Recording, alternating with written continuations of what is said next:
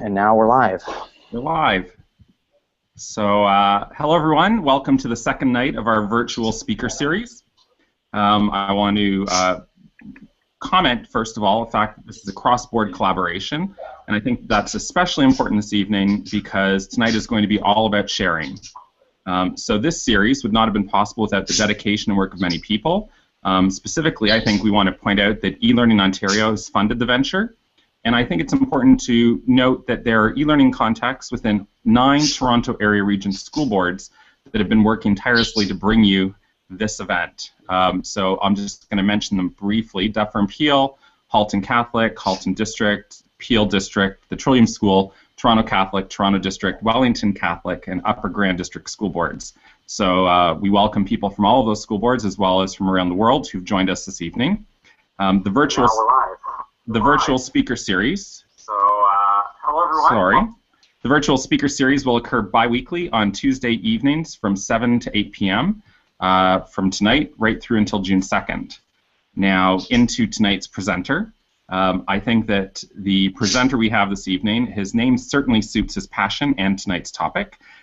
Dean Sharesky is the Community Manager for Discovery Education Canada. He's a teacher. He worked in the Prairie South School Division in Moose Jaw, Saskatchewan, and he's taught 1st to 8th grades. And I believe, Dean, you've also taught the pre-service candidates, I think, at Regina University.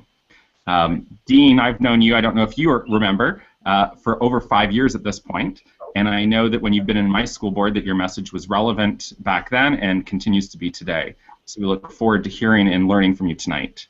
And just before I get you to start, I forgot to mention to everybody to please share and ask questions on Twitter.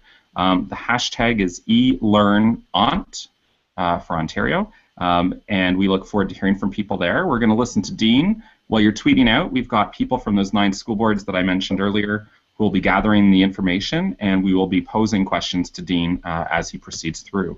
So with that, welcome to Dean. Thank you so much for joining us. Well, thank you, Patrick, and thank you, Shelley, and guests, and all that are here that are joining us on YouTube and Google Plus and wherever else. Always a real privilege. I think I really mean that. That I take it always a privilege to be able to speak with educators, and I say with as opposed to because I learn as much every time as I do share. So hopefully I can stimulate some conversation, but.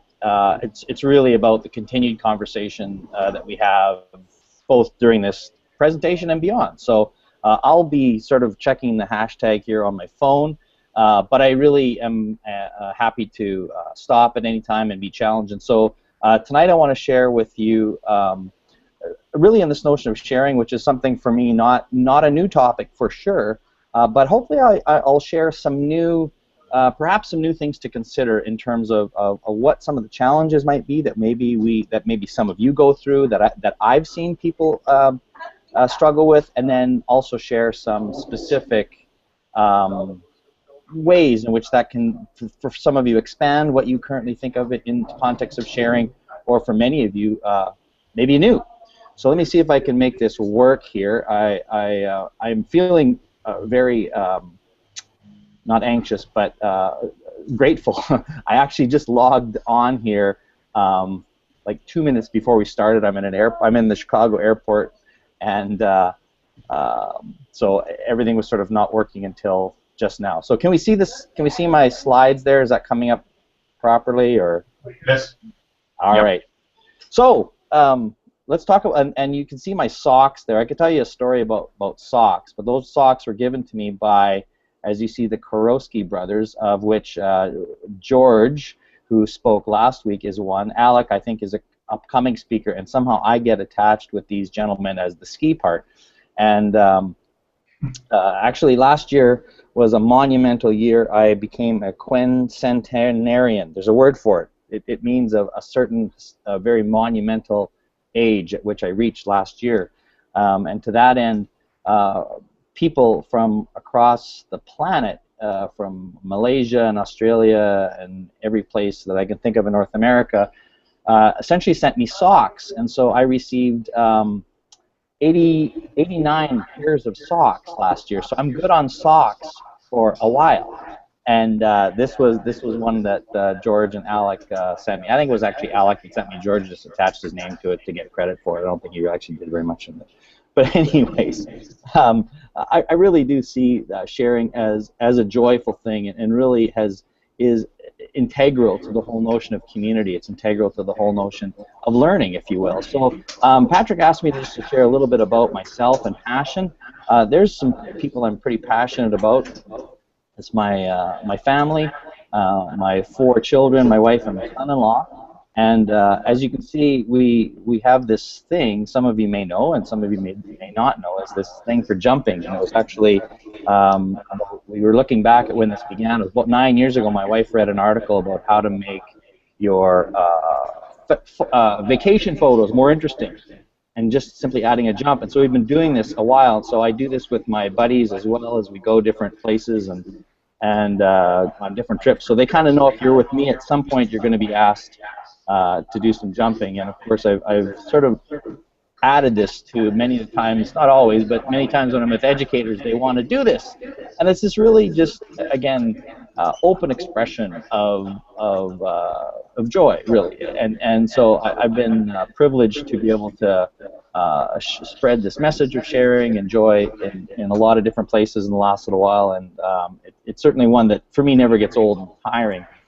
One of the things that I think about right off when I think about the whole notion of sharing in today's world, of course it comes mixed with inside of social media, and oftentimes people, I think, social media gets a bad rap, has gotten a bad rap in the past, and continues to get a bad rap amongst professionals because they often see the idea of this just being less than professional. And Howard Rheingold, who I highly respect, has said that this notion of idle chatter is the social glue, where you build trust and reciprocity. These norms are built and essentially social capital. And so I've really held strongly to this belief that sharing comes as a result of trust, and sharing the levels and degrees to which we trust, to which we share, is based on how much trust we have, and especially when we're dealing with people.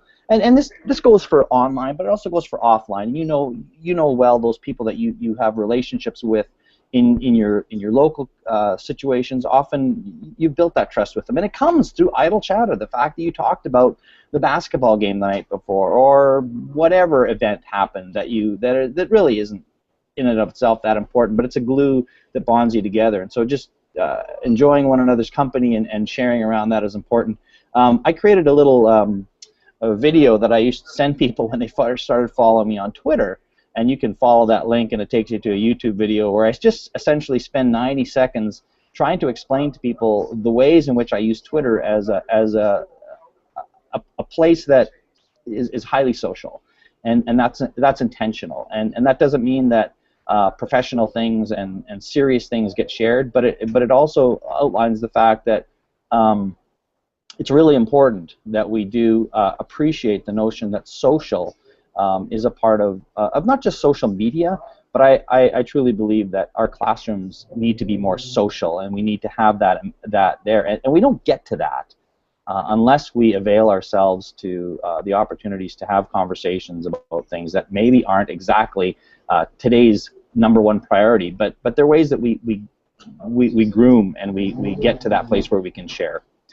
So one of the questions that I was asked to consider is, what should the 21st century classroom look like? And of course, this has been a conversation that we've had for 15 plus years, because we were starting to ask this question way before the 21st century began. And actually, what I think is really interesting, and I want to, and maybe this will surprise people, maybe not, but I think this 21st century should actually look a lot more like this, like the 19th century. I think there's something really interesting about the 19th century. There's something interesting about learning that happened before this thing we called school, and there's many things that have prompted me to think this way. One of them was a book that I'm reading right now that I encourage people to read. It's called Writing on the Wall: Social Media, the First 2,000 Years.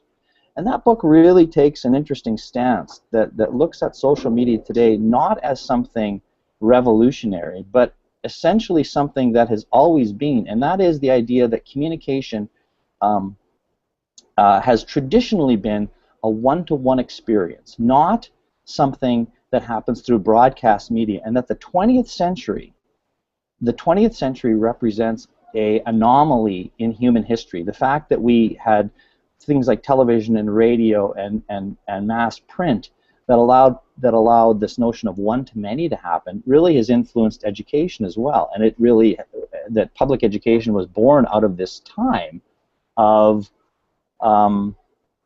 mass media. But that is not the way in which humans have typically interacted and connected with each other before this time. Before this time, it was a much more on a personal level, that we did it one-to-one, that we had relationships. And what social media today is doing, in part, and it's doing a lot of other things as well, but in part, it's bringing back this notion of connectedness to individuals. And now it just so happens to be tearing down the walls of geography and time to do it in ways that we hadn't done it before. But the core essence of it is really back to this idea. And I think learning should look like that. This notion of apprentice, this notion of thinking of assessment in its Latin term of to sit beside. I really think that that's the potential that we move from. And where our problem is, of course, we're stuck in a 20th century model that we all have lived and grew up in, and it's really hard to move our mindsets. But I think if we actually look backwards, we'll find a lot of things that really are meaningful. There's a wonderful book that I recommend quite often for people to read. It's actually written by Frank Smith from Boise back in 1999, called The Book of Learning and Forgetting. It's a short book, maybe 100 pages or so, but it looks at really this difference between the classical view of learning, in other words, how people have learned throughout time and memorial, and the official theory, which is what school has adopted. And if you look at that list and you compare those two things, you begin to think, well, wait a minute, why is it that we've adopted most of those things on the right? And that is not even to say that all the things on the right is bad. No one is arguing that hard work is a bad thing. But we've associated hard work, for example, with learning, that learning should be this hard thing. And I wrote a blog post a while back called "Is Hard the Goal of Learning?" And in it, I really just asked that, is that the point of pride that people are still taking about their schools and their classes, that we have a rigorous, challenging program, and that's what makes us stand out. And I just wonder, is that the way most of us learn? If you think of your own learning journey, I would argue pretty vehemently that most of the learning we do isn't really hard. Yes, some things are, but that's not the root. That's not the basis of learning. That it's really hard. When learning is happening, it's actually quite enjoyable. It's quite a good thing. And learning, for the most part, should feel that way. Just like when you think of young children learning to ride bikes and read, and yeah, they fall down, but for the most part, those things are very, very natural and pleasant, joyful kinds of things. So I really challenge people's language around learning and wondering if those. So I mean, even just that'd be a great discussion starter at a staff meeting for people to have. And when we think of again, sort of the mindset we're in, that we have this classroom system when we could have a community system. And that's really where the sharing really takes off, is changes this classroom system where information and learning is very much directed to by one individual to a community system where it's much more of a shared experience. And this came particularly real to me when I first began teaching online with pre-service teachers back in 2007, when I had my student ask me before the class, can you just give me all the assignments ahead of time? Can I just give me the assignments, I'll do them, and then actually when the course begins, I'm actually done all the assignments. And I've heard this from other online learning institutions, that this is actually something that they love what happens, so that they actually have students who do all the assignments before the class even starts. And when that question was asked to me, I just thought there's just a photo of my typical online class sitting in a hotel room somewhere. But I answered no to that question because to me that wouldn't be a community system. That would not be the kind of classroom that I wanted to have. I wanted to have the experience where people could learn with and from each other, and when you hand in all your assignments, you're basically saying, I'm done this, and the interactions that are potentially for me to have are not something that I need or desire, and you're robbing not only yourself but other people of those interactions. And so as much as I think there's probably occasions where that might be fine and good, it's not the way I think in general a learning experience should be. I think there's probably occasions you could argue that should and can look like that. That's just not the kind of place that I want to teach. In. David Wiley, who I quote often, has said, "If there is no sharing, there is no teaching." And so I begin by telling people, listen, if this idea of sharing in any way throws you off, just know that that's the core of what teaching is. It's sharing, and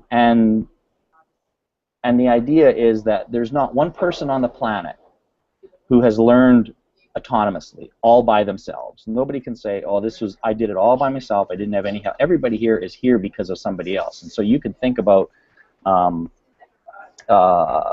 you know, a person, a book, another interaction with somebody that essentially is why you're here. And so it really bothers me when people don't get this. And my most sort of harrowing horror story was working with a group of teachers a number of years ago developing some new curriculum. And there was a high school teacher who said, well, gee, I spent, like, we asked them to come together and share some of the assessments and things they're developing, and the teacher was really hesitant to do that. Said, you know, I spent my weekends doing this. I'm just going to hand this over to another teacher who didn't spend any time doing it. And I thought, my goodness, you don't get it. That this isn't about you at all.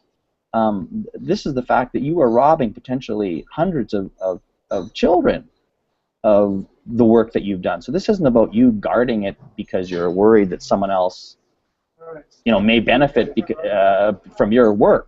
And again, it really made me think, like, did no one ever do this for you? Did no one ever help you out? Or I mean, essentially that's what it was. And so it really struck me that time that not everybody gets this, but for most of us we do. So when I think of the expectations of community as well, and so I talk a little today. I'll be talking essentially from a teacher perspective, but certainly lots of these things toggle back and forth between teachers and students.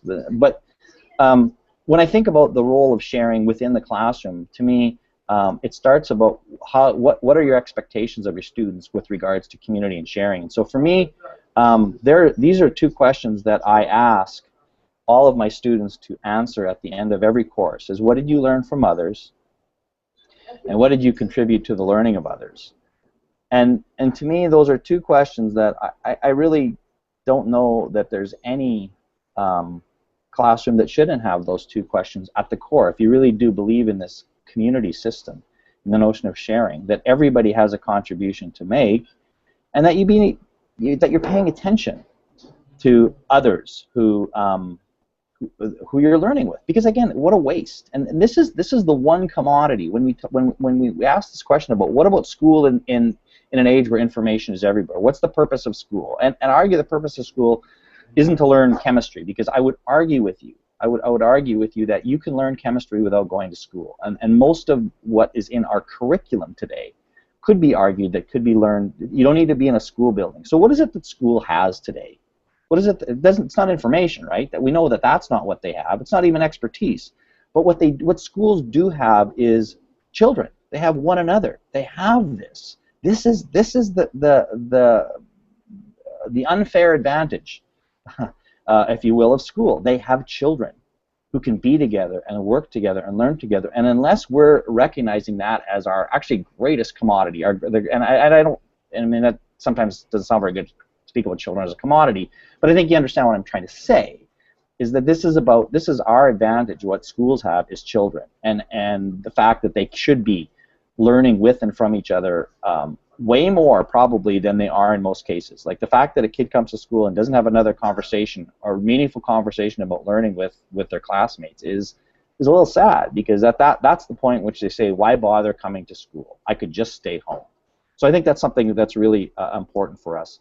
So this is an older video that I created for the K-12 online conference about this idea of sharing being the moral imperative, and it really does sort of outline my belief that sharing is the critical key to teaching and learning. So a question that I often have asked teachers today, because I'll go someplace and I'll meet with people and I'll say, wow, you're doing really, they'll tell me about things that are happening in their classroom, and I want to share that with other people, right? So I ask, can I find your best work online? And this is sometimes a hard question for teachers to answer, because they're a little bit hesitant to say, well, I don't know about my best work online. I've actually rephrased the question to say, listen, can I find anything of your work online? Like just something. And again, this is where the notion of sharing can be challenging, because people just aren't sure. Well, I don't know. Like, first of all, should I be putting this stuff online? There's a lot of questions about this, and to me, this is at the crux of where we're at today with this whole notion of sharing, is understanding the fact that we have this new affordance of being able to take our work and put it online. And I'm trying to make the argument that I'm not sure that this is something that we should see anymore as optional. Well, that's nice if you do, but it's not necessary. I kind of think right now we're at a point where this is kind of a big deal. This is the thing that we have to be thinking about. And again, I'm very careful and hesitant to use the phrase all teachers should or everyone should. I don't know that's a bold statement to make. But I guess I'm wondering what would happen if every single teacher shared something. Like, could that indeed make a difference? And again, the fact that you're doing interesting work, I'm making the presumption that teachers are doing good work. They're making a difference with children every single day. I'm not saying every single day they do something that's amazing and outstanding, but I think every day something happens that's worthwhile sharing. It has to be, even if it's not great. So what would this do? So let me talk a little bit about, I'm just going to pause for a second just to make sure I didn't miss any questions, but then I want to talk a little bit about this challenge is what keeps people from sharing. Anybody, do we have any questions so far? I know we're probably a little lag behind, but I'll just pause for a second to see if I missed anything. We've had a couple of questions posted. I think some of them will come up again throughout.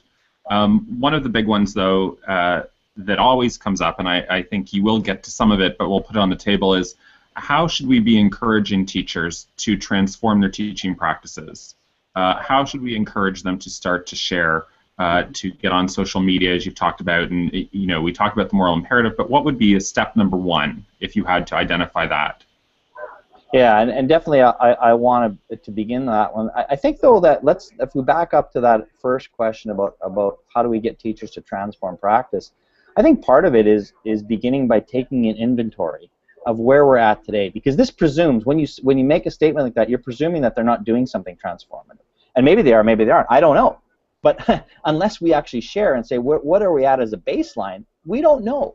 So to me, it should at least start with, let's find out what teachers are doing in their classroom. And again, we probably make assumptions, and I'm not saying we're not even right in it, but I want those teachers to tell me, what are you doing in your classroom that's meaningful work? So let's say you have a teacher who you suspect, you're in leadership, or you're the classroom next door, and you suspect that they're maybe not doing great work. Maybe you think, well, they lecture all the time, or they do this, or whatever the criticism may be.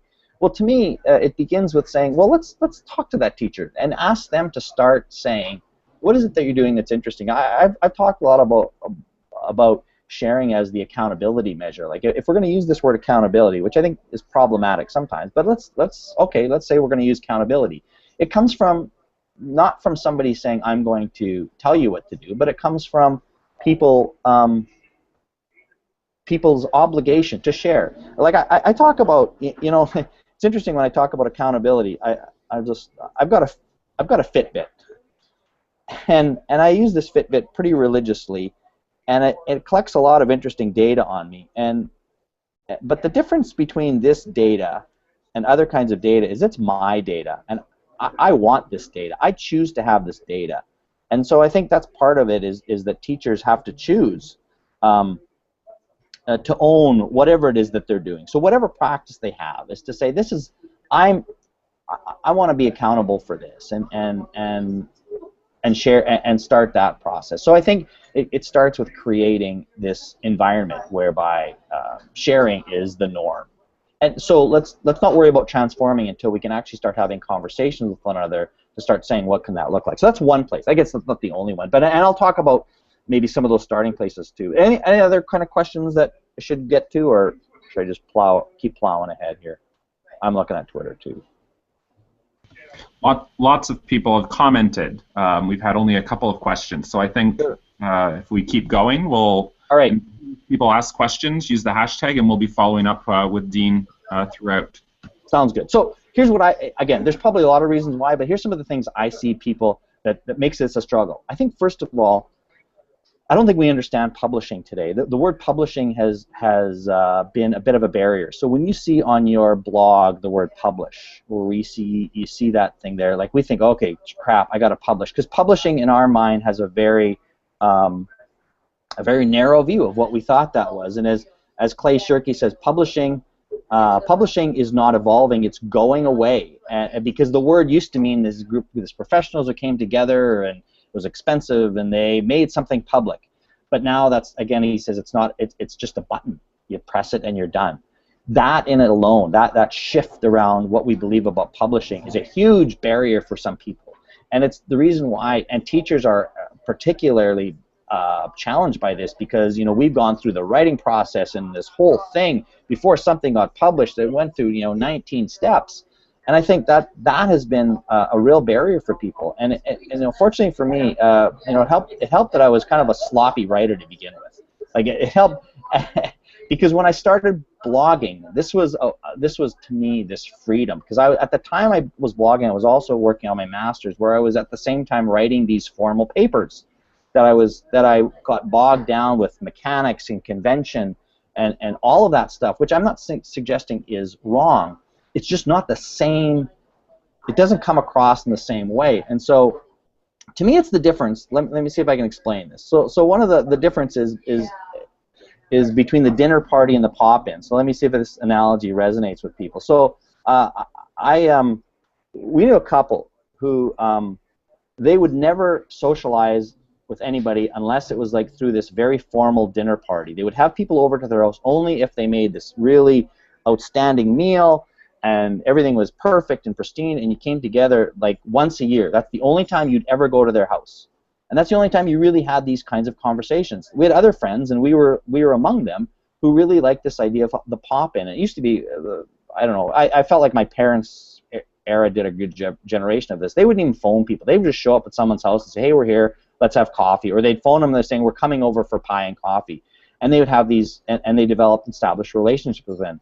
And the idea is that in both these cases, the point of it shouldn't really have been about the food or the meal. The point of it was about the conversation. It's just that in the dinner party scenario, when things had to be perfect, you had limited numbers of opportunities to interact. The people that adopt a more casual approach actually develop stronger relationships with one another. And this is the way I think about blogging. There was a book that I read early on when I started blogging. This is an old book. It's called Naked Conversations, How Blogs Are Changing the Way Business People Talk with Customers. And essentially the thesis of the book is that blogging is not the same as your formal newsletter. It's not the same as your formal communication. It is a way in which people can interact with one another in a less formal way. And that's the way my blog has always been. It's never been about me being a perfect writer. It's me being about, I got some ideas that I want to share with people, and I really don't just want to tell you something. I want to have a conversation with you. So the most powerful parts of my blog in particular has always been the comments, where people could say, I agree with you, I disagree with you, have you thought about this? Here's my take on it. That's where the really, really rich learning for me came in. But it was the idea that I was publishing something online, oh my goodness, that people could critique, and I had people critique it. The second thing I think is a challenge. This idea is, well, I'm not an expert. What do I know? I'm just a classroom teacher. I'm just this. I'm just that. The other thing. And of course, you can think of an example. Here's Martha Payne, who blogged about her classroom, her cafeteria meals, and wrote a book about her experience and continues to blog and share about that one. She's 9 years old. Like, is she an expert in cafeteria food? Absolutely not. But she had this opportunity to share her thinking, and it resonated with people. So it had nothing to do with her level of expertise, and she wasn't claiming to be an expert. She was saying, here's my experience with our cafeteria food, and people found that compelling. So it's not about necessarily being an expert. It's about you saying, here's my perspective on it, and you come at it with some humility. Listen, I don't know everything, but this is what I do know. And think about this too. Like, when you think about people that really resonate with you, yes, you can think about speakers and authors that have notoriety that we have deemed in whatever form, in whatever way, an expert. But I think about these people. I think about people like Pernell Rip, who's a classroom teacher, did Global Read Aloud, blogs just beautifully about her classroom experience. I think about John Spencer, who writes at Spencer Ideas, and just has a thoughtful look. He's a classroom teacher. And then Ontario's very own Royan Lee is another one of my favorite bloggers. And again, these are people that don't share because they think they know more than anybody else. In fact, that's actually why, if you read their blogs, it's not because they know more. It's because they have more questions maybe than other people, and they're asking them. They're saying, "Geez, this is what I've done in my classroom." And if you think about those particular people, those are people that have gained a lot of I don't want to say notoriety, but a lot of they've been gaining authority, if you will, because they write from the heart, and they just share what they see in their classroom. And yeah, they're thoughtful in what they do, for sure. But it's not because they have some more expertise. They're classroom teachers, for crying out loud, but they've just chosen to hit publish a lot more than others have. I think another shift is thinking of teachers as researchers. This is a horrible Photoshop graphic that I created probably 8 years ago, and it was simply to represent the way I felt about all of these people, and there's a zillion more that could go with it, who were essentially sharing, and they were sharing what they were finding, and they were sharing links to resources. So I was following their blog, I was following what they were bookmarking on Digo, I was following all kinds of things that they were sharing, and they, for the most part, had no idea who I was probably at the time, but I felt like these were people, because I subscribed using RSS and having their content come to me in my inbox every day. Here's 10 things that Will Richardson was reading yesterday. Here's 5 things that Alec Koros was sharing.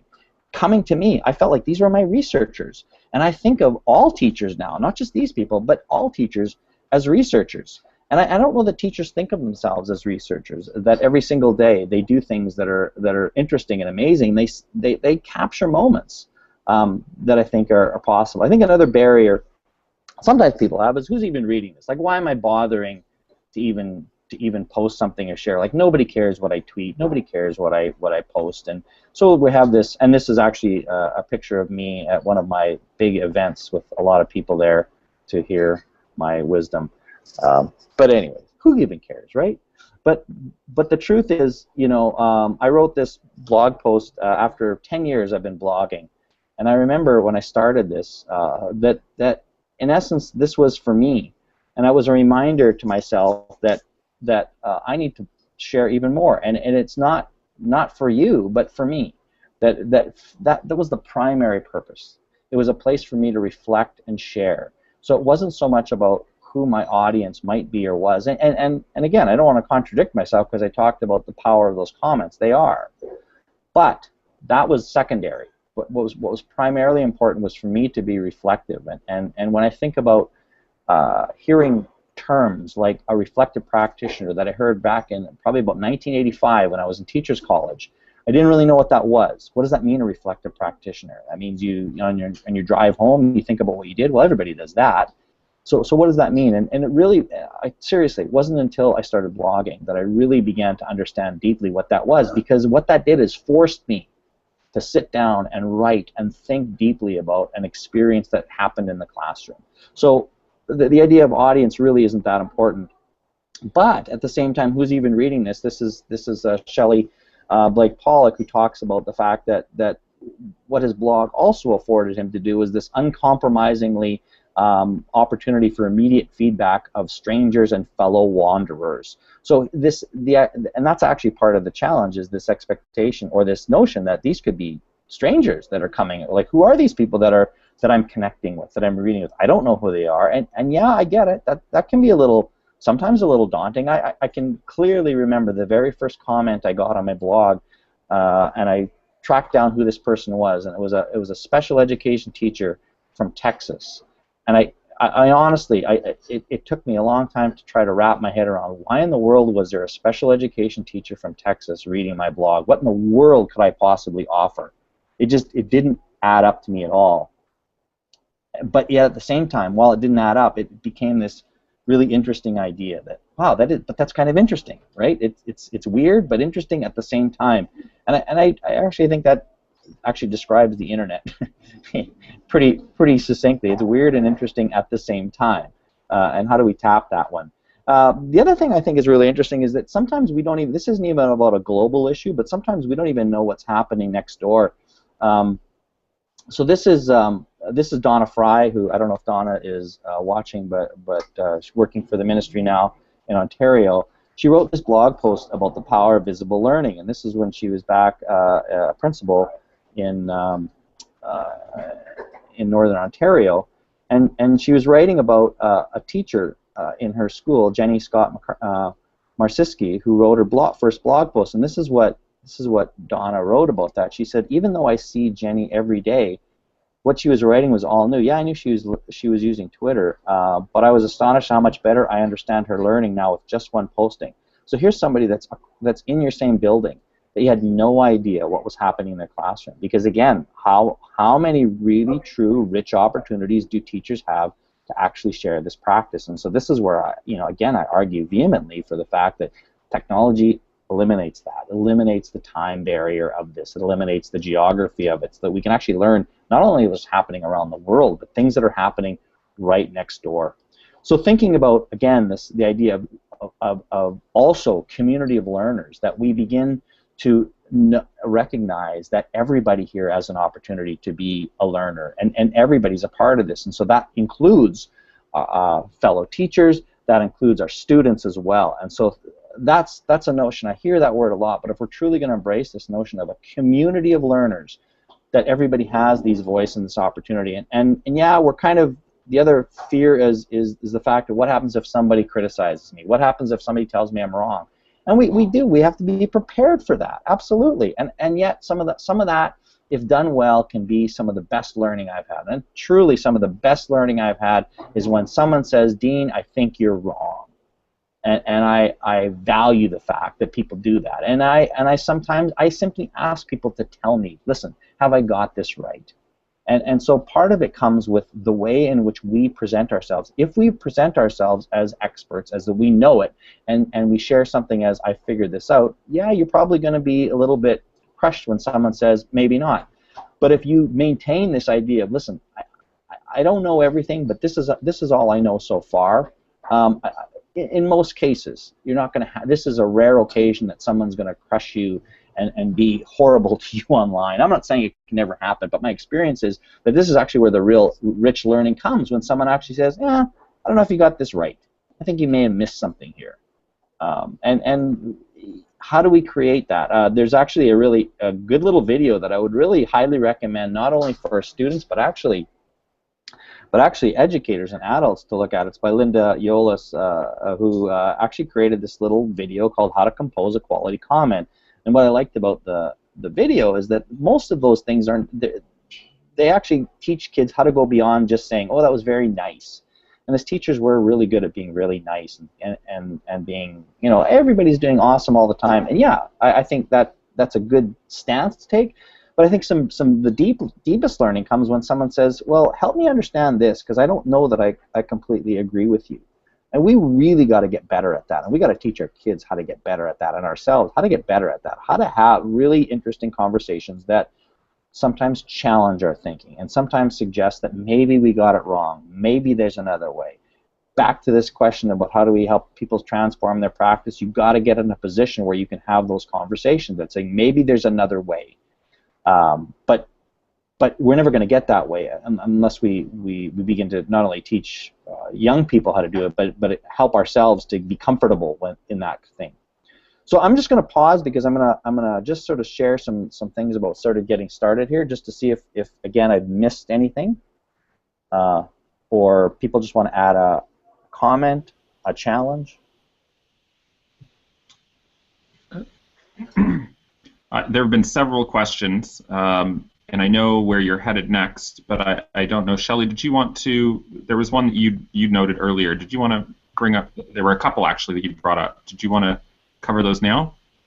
Sure. One of them was about how to create an environment where sharing becomes a norm. What do we need to create, the culture that it's okay? And Dean, you did talk about how, and I've noticed through Twitter people saying that they just have to be okay with getting criticized or saying no, that's not right. They realize that's a stumbling block for a lot of people. So how do we get past that hurdle to create? I hate to put this. Delegate this, but this is a real big leadership issue that our leaders have to begin by doing this, and because again there's lots of examples of teachers doing it, and while that's part of it, if you're actually going to talk about changing culture, you got to have your leaders on board. So your leaders have to be showing that they're vulnerable, showing that they're sharing in some capacity, in some way, and there's tons of examples of leadership that's doing this.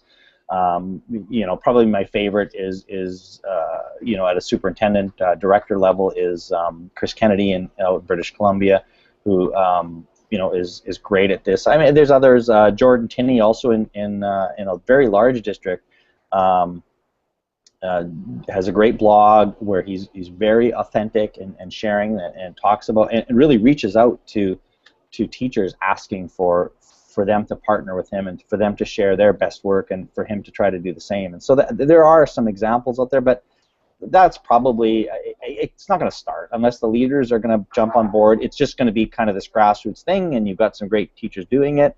But it also, and there's also this really interesting notion because part of some of the challenges come is when people say, well, all you're doing is pointing out that cheerleading the same teachers all the time. And I gotta be honest with you, I was really guilty of that. I worked in a school division where I had two, more than that, but I'm thinking of two superstar teachers that we had, and many of you know Kathy Cassidy, taught grade 1. Some of you would know Shelley Wright, who did some great stuff with inquiry and stuff. Anyways, these were two people, and it would be easy for me to constantly use them as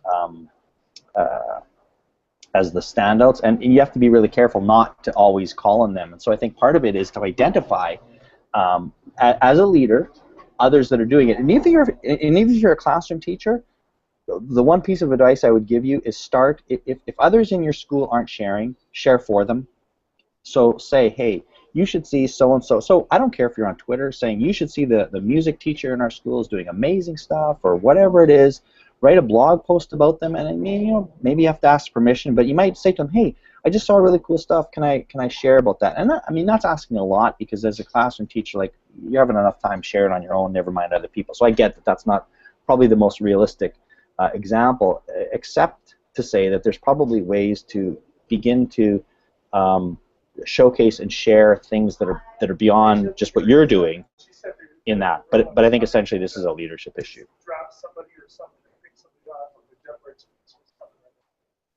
All right.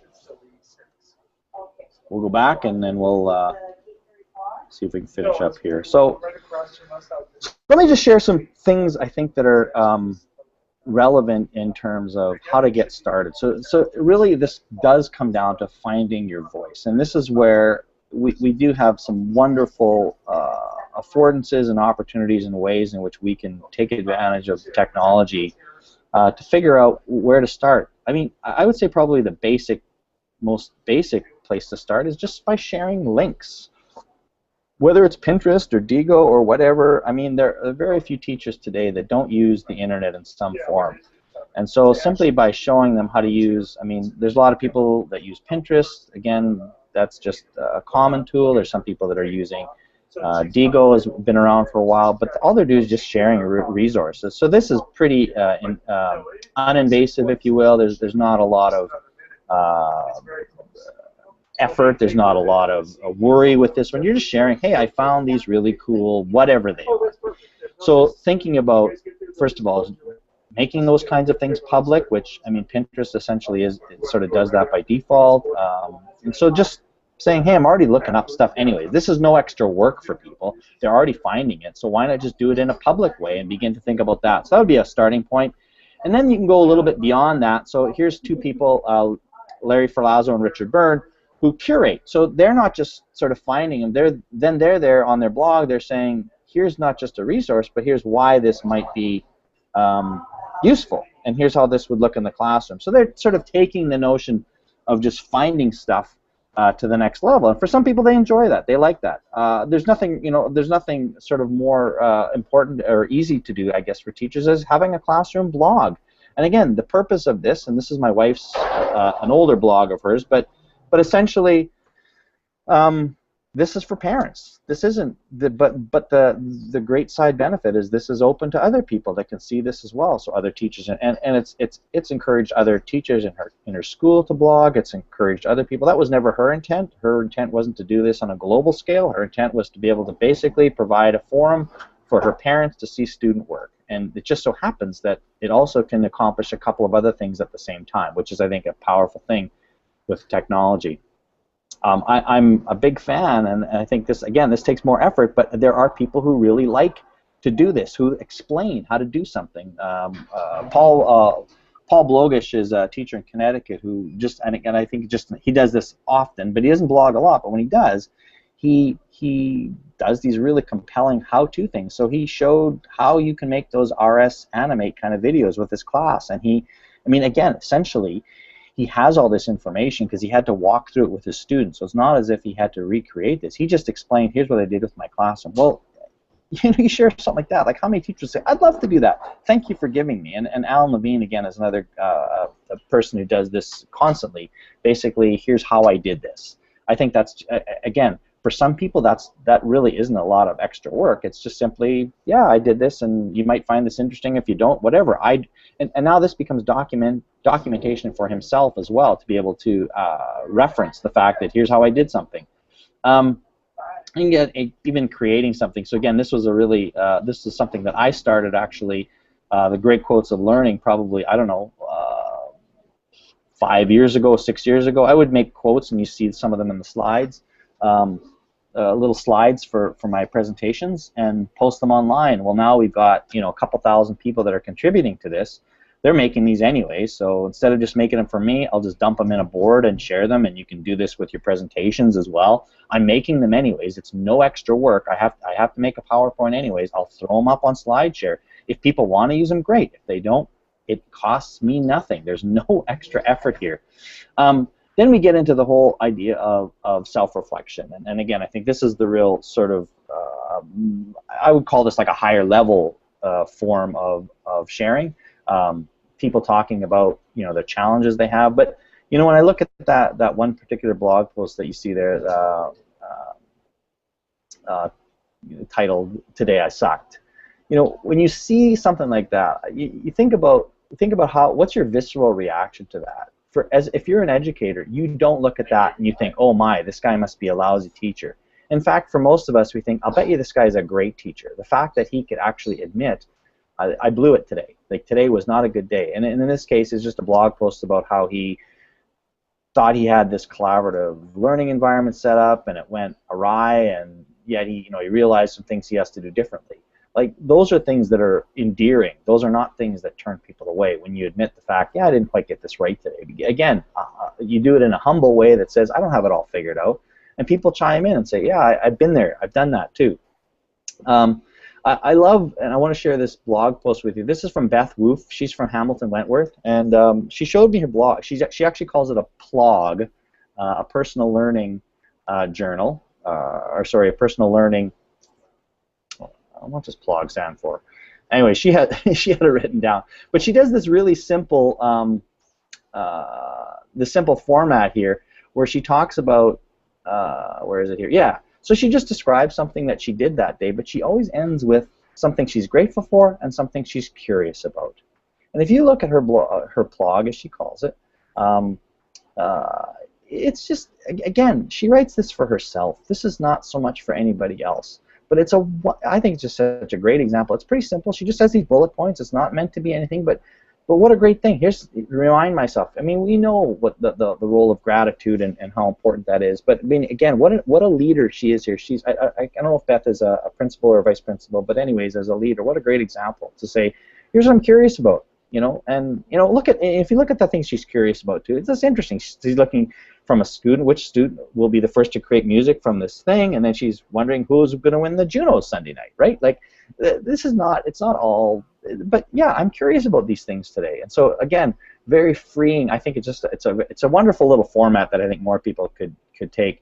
My buddy Darren from Manitoba has these wonderful videos called While Walking, where he comes home after work, and in his walk from the bus station to his house, he turns on his video camera and he just talks and asks questions about the day he had. And he's got about over 100 now. But I just thought, again, it's not about writing. Here's just the way he thought for him. This was way easier, and it's not edited or anything like that. It's just him talking. So I'm sure as he's sitting on the bus, he might be thinking about what he's going to say, but essentially just turns on that recorder, and you get good at it. By the time you do 100 of them, you're pretty good at this, and it's meaningful for him and for others as well. Even using audio, for some people, like SoundCloud is a great tool. So if you don't like to have your face on video, but your voice is very powerful for that reflection. And so, I mean, there's a lot of different ways, and I'm just pretty well wrapped up here. I wanted to be able to... Can I interrupt for a moment there? Yeah, please. So I was just going to comment because, as you pointed out earlier, we had George Koros, who presented at our last virtual speaker series evening, and one of his challenges that he had posed was to actually share video through Twitter. Right. Which is a new function. So some of the things you've touched on here about sharing, certainly we've included as challenges in our e-community. And I just want to remind people that that's still going, and we would encourage them to participate there. And we'll talk a little bit more about that later. But I think it's nice that the themes are the same. Your comments are aligned with what George has done, and I think that's one of the things that we're looking. The consistency of messaging has been awesome because it means that we're all on the journey together, and we all have a sense of where we're headed at the same time. And I know from George's perspective, he's asking people to sort of step out of their comfort zone and try something new, and I think that's an awesome message. I guess what I'm sort of advocating for here as well is to experiment with these different tools to find out, well, what does sort of work for you. Maybe video does work. I don't know, like for people who've never done it, and yeah, you know that the first time you do it, anybody that's done those kind of things, it feels awkward and weird. But I'll tell you, for me, I make a video pretty well every week for my students to connect with them, just to sort of, again, I teach online, so that's part of it, but I know a lot of online teachers, they might they'll constantly rely on text. I don't get to see my students, so they're going to get to see me in some way, and they tell me to a person, they find that much more personal, there's much more of a connection there. It's raw, it's filled with me going and ah and everything else. It's not meant to be polished, and so they get that. But it's me trying to connect with them at a human level, and to me, technology is at its best when it allows us to be more human and not less. And I think there's some real power in these ones. So this is to me about finding all of this stuff, and at the end of the day, this is why this is important at this human level, is that we know that students will learn for people who care about them, right? Like, that's such an important thing, and as Jeff Carbonneau, was actually Teacher of the Year, talks about the idea of relationships and content, they both matter, but so does the order, and the fact that the sharing is this social experience. It's about connecting with other human beings, and there's definitely levels of this. And so when I talked about finding the voice, again, I think there's things that are sort of less social, and for many people, that's an important place for them to begin, because they may struggle with that. But ultimately, it's about connecting with other human beings, and using the tools that we have are wonderful ways for that to happen. And while I know there's some struggles with it, I guess I really want to encourage people to think about finding their way through that, and really, again, moving back to this notion of, like I said at the beginning, a 19th century learning experience that's about people, and that it's not about the institution, it's not about those structures, and so how do we do what we can today to sort of remove those things and get back to what I think is wonderful learning, which is people, one another, together with one another. So anyways, with that, I am out of interesting things to say. Well, no, I don't know. I'm done. You're done. I think we have a few questions that we wanted to bring forward. So I'll move on. I think Andy and Nuno were going to cover a question.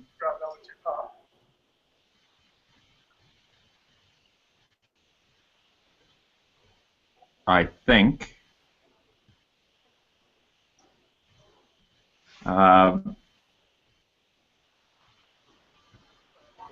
So I guess, I'll just pick it up here then, I guess, with the question. So there had been a question because a lot of what we advocate is about online sharing. And specifically, there was someone who brought up a point about does it have to be work that you share online, or can it simply be changed to what and how have you contributed to an online environment? So in terms of supporting others and things of that nature, or is it that you need to be sharing material and things of that nature was one of the questions. And just along with that, there was another question asked by someone on Twitter related to the validation that people seek through the retweets and the likes, and whether what your suggestions would be to move towards a practice of sharing as simply being reflective and not how do you overcome that? And I don't know there's a true answer, but we look to you for some guidance. All right, so the first question about like sort of changing, does it have to be about sharing resources? Absolutely not. And I think part of it is, like I sort of shared finding the voice, but also about finding out like what your thing is. So remember the questions that I asked my students of how did you contribute to the learning of others? So I had a student ask me, listen, I'm taking this course. The reason I'm taking this course, I don't know anything about, like the course I teach is essentially, the one that I teach is like an introduction to using technology in the classroom. And a student will say, listen, the reason I'm taking this course, I don't know anything. So what could I possibly share? And so the first thing I say to them is, you know, one of the best things you can share is a good question. Because that question that you have is essentially one that 5 other people in the class probably have but are too afraid to ask. So ask a good question. There's a great contribution. I had another student who we actually ended up doing a face-to-face meeting at the end, and she brought cookies. I actually said that's a contribution, and I meant that. I wasn't being facetious when I said that. You're contributing to the health, the well-being of this class, and so I really wanted them to start thinking about what are all the other ways you could share. Again, somebody would share, hey, I saw this YouTube video yesterday. Does this resonate with anybody? So sometimes it is material. Sometimes it's about providing that. It's about making those. The question I agree with is making contributions, and how you do that. Listen, I don't know, because some people, the idea of sharing links, for some people, they're never going to do that. They don't do that, and that's fine.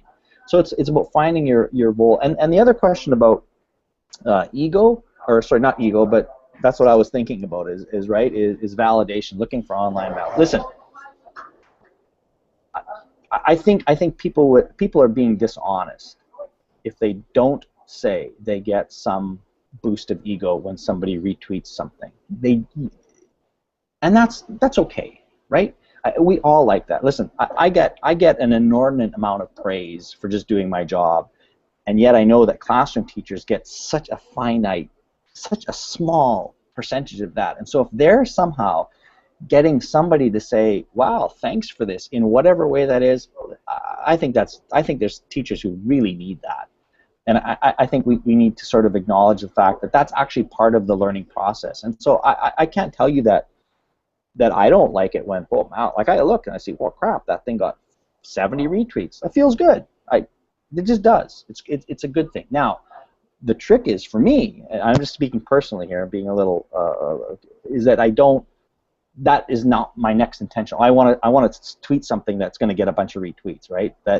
And that's just something I honestly, I tell you, I have to constantly guard against that because I don't want that to happen. So I think it's natural that we're going to feel that way, and we have to acknowledge that, yeah, it kind of feels good when somebody retweets us, thanks us, and that's a good thing, and that's okay to feel good about that. but it really comes down to an internal kind of check to say, listen, am I doing this so someone else will think I'm awesome, or I'm doing this because it's actually a good thing to do?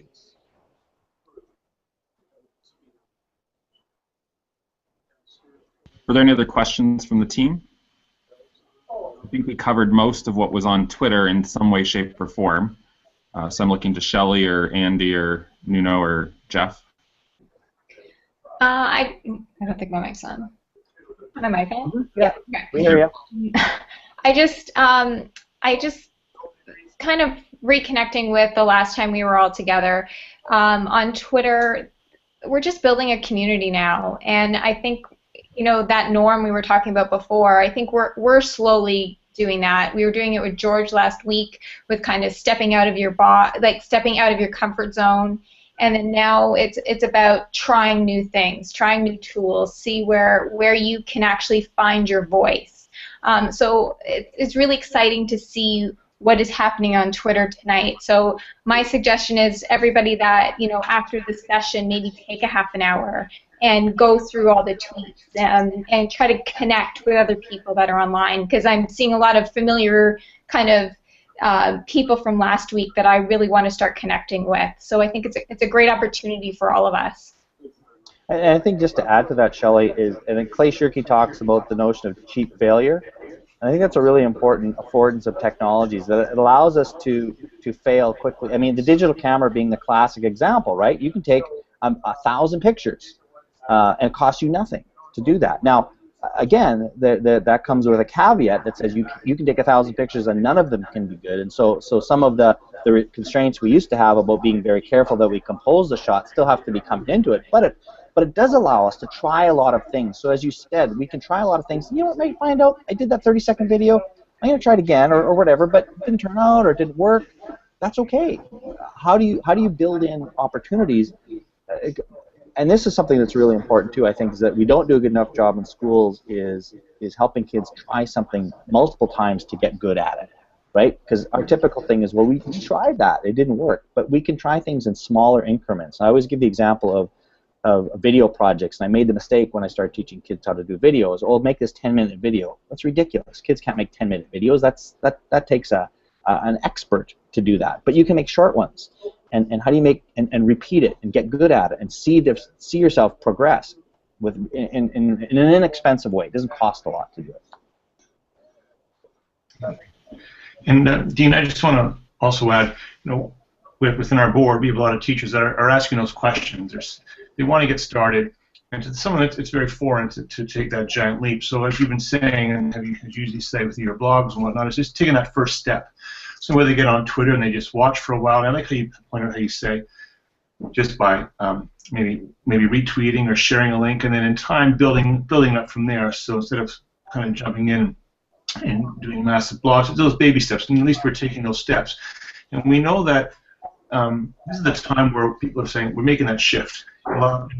Many have already taken that shift. We're moving from step A to step B, and people are asking the how, and how do I do this in my class? And what we say and what we see we run our sessions, that people walk in and they say, I don't know how. And it's cool to say that. It's okay. It's a safe environment because we're all in it together.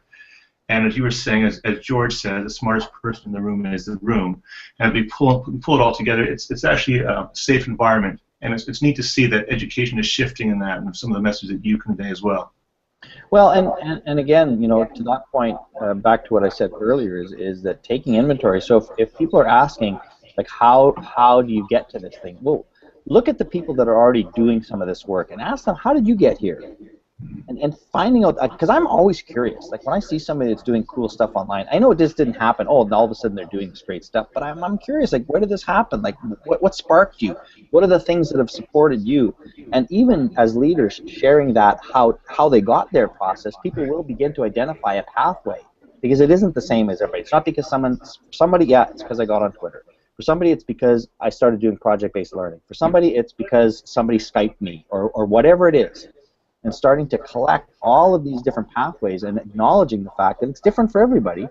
And again, the power is that there's a lot of different ways that this can happen. And how do we begin for people to figure out what is their way that's going to work for them? Right. Perfect. So That was great. So thank you very much, Dean. I want to echo the sentiments shared by Shelley and certainly everyone else that's been on Twitter. I know I find you insightful every time I speak with you, and I'm always learning something new. Your comment about learning should be enjoyable is especially true, I think. And I think that's one of the goals we've had for the virtual speaker series. We're learning. This is certainly new for us. And I like to think we're having fun. I know I've connected with my colleagues in different ways, and it's been enjoyable for me, and I hope it has been for them. We want to encourage people to continue along the journey as you have, sharing, learning together. And, you know, I want to remind everybody that we continue our learning in the e-community, and we hope that you'll join us there. So not only do we have our Twitter chat going, and we've got our hashtag, and we've got our bi-weekly virtual speakers, we have an online community for you to share, post information, and to help build that sense of community among the 9 school boards especially. The video from tonight's session will be posted there shortly. We just need to wait for it to be uploaded fully to YouTube, and we'll be posting the link. Additionally, in that online environment, we have some discussion boards, but we also have some challenges that were provided directly from Dean. So Dean gave us 3 challenges that he wanted us to complete. Much like what George did, we would encourage you to start with challenge number 1, and they get progressively harder. They're more challenging, I should say, as we move up to challenge number 3. Each challenge you complete will earn you a badge, and we encourage you to do that and to help share your story, share what you're doing. Thank you very much to Dean. Thank you to everyone. A reminder that in 2 weeks, on April 7th, Tanya Avrith will be speaking about digital citizenship. We will be posting the link and information in e-community as soon as it becomes available. And I also I want to be cognizant of the time, so we're now slightly after 8 o'clock. But those of you that have been following the Twitter chat would have noticed that the Awesome speaker series is on tonight at 8 o'clock, and Stephen Hurley is speaking. So we'd be a little bit late to join that one, but we would encourage you, those of you that are interested in sort of imagination and things of that nature, to join him there, and you can follow. The link was posted, I believe, by Donna Fry in the, through the Twitter chat. So, Dean, thank you so much, and we appreciate learning from you, and I think I speak for the team when I say we look forward to sharing and continuing on this journey together. So thank you. Thank you, everybody. Take good care. Have a good night.